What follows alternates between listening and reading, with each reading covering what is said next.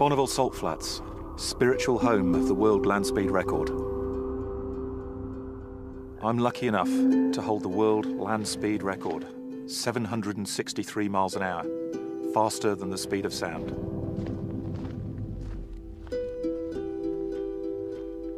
Speed is the simplest way of measuring performance, and it doesn't matter whether it's the fastest jet aeroplane in the world or the fastest human being over 100 meters. We're here in a Bentley Mulsanne, one of the most remarkable high-performance luxury cars. And we're about to push it to its limit and find out just how fast it'll go. Course is clear.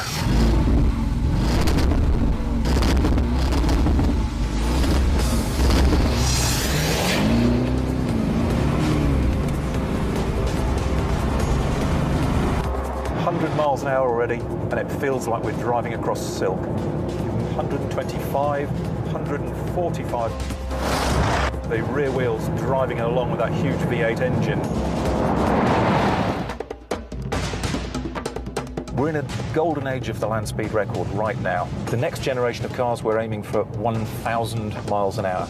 That's right at the limit of modern technology. 175 miles an hour, doing 3 miles a minute. It will always be possible to go faster.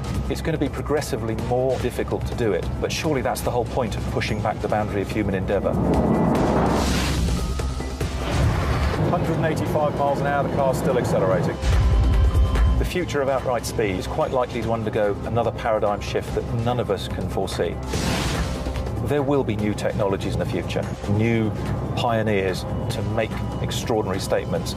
This car's approaching 190 miles an hour into this amazing piece of technology.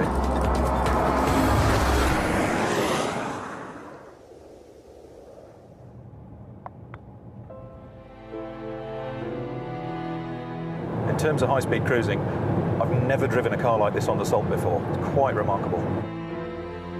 Speed will always be relevant for mankind, and as our lives become ever busier and ever more complex, and time becomes an ever more pressing factor, technology needs to start working for us. So instead of just doing more and more and having less and less time, that speed gives us more quality of life and more quality of time. Technology and speed are things that are great allies for us, providing we know how to use them.